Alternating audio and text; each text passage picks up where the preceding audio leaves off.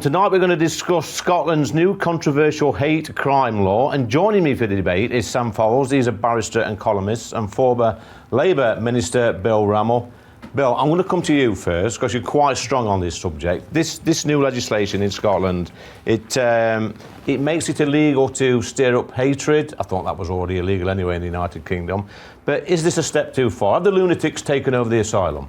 Well, I think the act is an abomination. You know, you can seek to tackle extremism as we do through Prevent, as long as you draw the line at violent extremism. Yeah. You can seek to outlaw discrimination as we do through the Equalities Act, but using the civil law.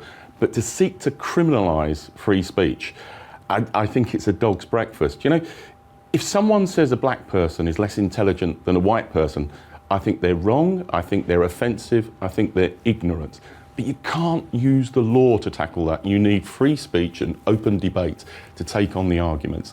And I actually think this act will be unenforceable.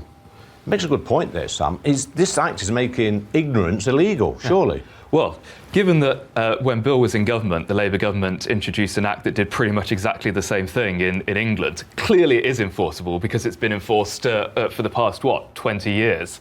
The Conservative Party in 1991 also did the same thing in terms of race. So it's been enforced in the UK for years.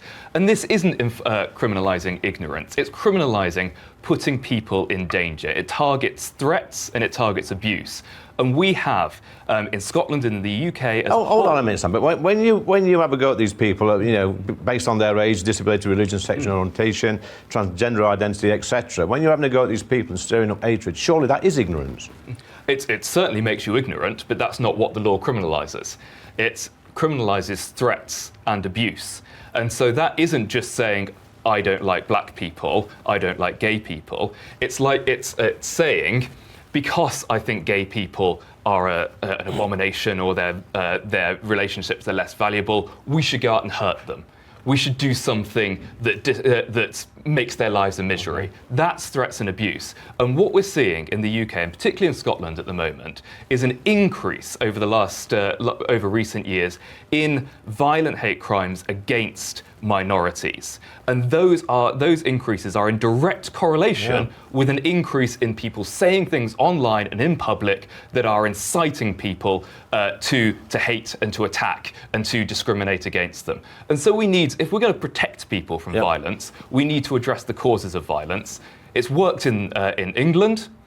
That's what we need to do in Scotland. Bill, I'm going to come back to you now because Sam, he thinks he makes some reasonable points. He sort of puts the blame at your door when you was in government. But if we look at some of the teachings in the Bible, I'm fairly sure that some of those teachings in the Bible, they stir up some sort of hatred against minority groups. Yeah, look, I'm not advocating that you promote hatred, but this legislation is drawn much more widely than the previous UK-wide legislation. And, you know, you can actually anonymously report hate crimes under this. You can actually, in Scotland, report anonymously in sex shops and mushroom farms. You know, it's got echoes. What kind of mushrooms, Bill? Not sure. I don't think they're magic mushrooms. Magic mushrooms? No, I don't think so. I think that's where we're going. But it's got echoes of, you know, the East German Stasi, where parents were encouraged to report on their parents for being insufficiently communist. And you can't use the law to outlaw people's views. You need to challenge them, you need to expose them, and you need to take them on with free speech and debate. This legislation will not help. Is it killing free speech, Sam? No. Well, first, it's actually drawn less widely than the law that Bill introduced in government, because this just looks at threats and abuse, whereas the one that Bill's government introduced also included insults. Secondly, it's not criminalising beliefs. It's criminalising using your belief as an excuse to bully people and encourage violence and abuse against them. It's perfectly fine to have beliefs. The law doesn't criminalise that. It's perfectly fine to express those beliefs. The law doesn't criminalise that. Bill's chomping at the bit here, Sam. Let him come back in. OK, come on then. If it's simple and straightforward, why has it taken 3 years from the passing of the legislation to enactment? It's taken that long because the police have got an almighty task of drawing up guidelines of what will be a hate crime and what will not be a hate crime. And you know, the training for the police in Scotland, just 2 hours online to be making incredibly sensitive, important judgments. And I actually think it will eventually just wither on the vine, or it will be repealed. And this is the thing, Sam. We see the police, when we see these horrific graphics being projected onto Elizabeth Tower, you know, from the river to the sea. We all know what that means. They stand idly by when that, for me, is stirring up hatred. They do nothing. How are the police different in Scotland? How are they going to look at these reported crimes? 3,000 since Monday, these so-called hate crimes have been reported to the police. How are they going to investigate them properly? In the same way they do in the rest of the UK, in England. When you like Elizabeth Tower? Yeah, because projecting from the river to the sea. Israeli politicians say from the river to the sea all the time. Palestinian politicians say from the river to the sea. Yeah, but we all know what it time. means, don't we? Well, I know what it means. Yeah. It's talking about the Palestine after Israel was created and before the Israeli government started using bulldozers to turf Palestinian people off their land. That's what from the river to the sea means to me.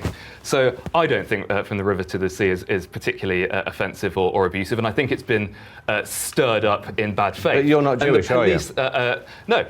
And the police, though, are competent and capable of determining what is likely to be prosecutable and what is not. Really? And, well, they should be, at least. And but it's a matter for the police to figure out how to enforce the law. Let's try and talk about something that we might agree on, guys, and that is the flag of St George and the Union flag. We've seen over the past few weeks certain organisations are trying to interfere with the flag.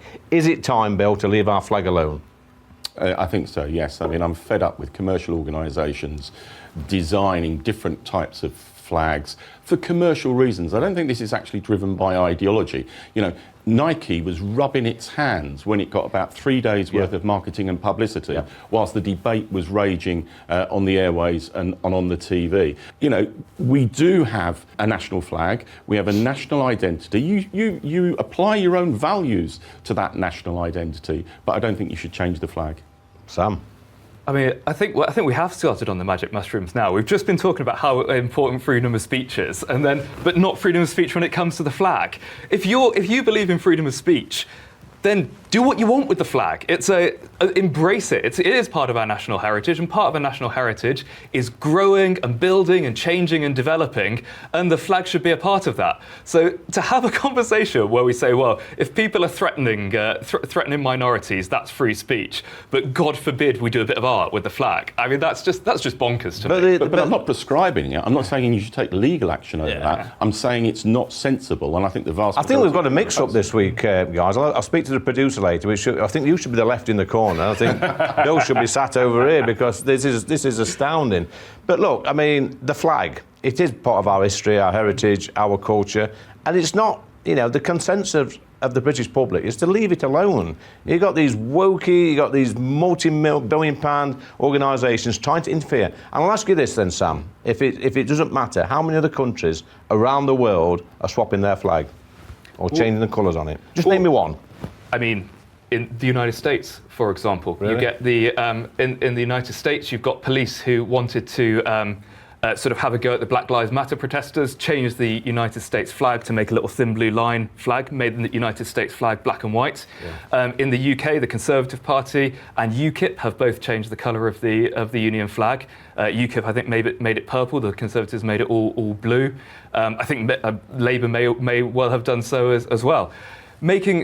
Putting the flags in different colours and using them for sort of pop art, that's been going on for ages. And I think to sort of just, it's a totally confected But I think issue. the good news is, Bill, that the Olympics, the British Olympic team, are going to wear the proper Union flag on their kit.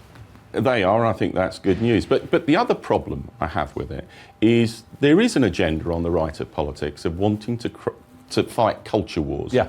And I think organisations, people who try to change the flag are actually giving grist to that mill and giving ammunition. And I don't think we need that kind of debate. You know, we have a national flag. It's been there for centuries. We should leave it as it is. Final word to you, Sam.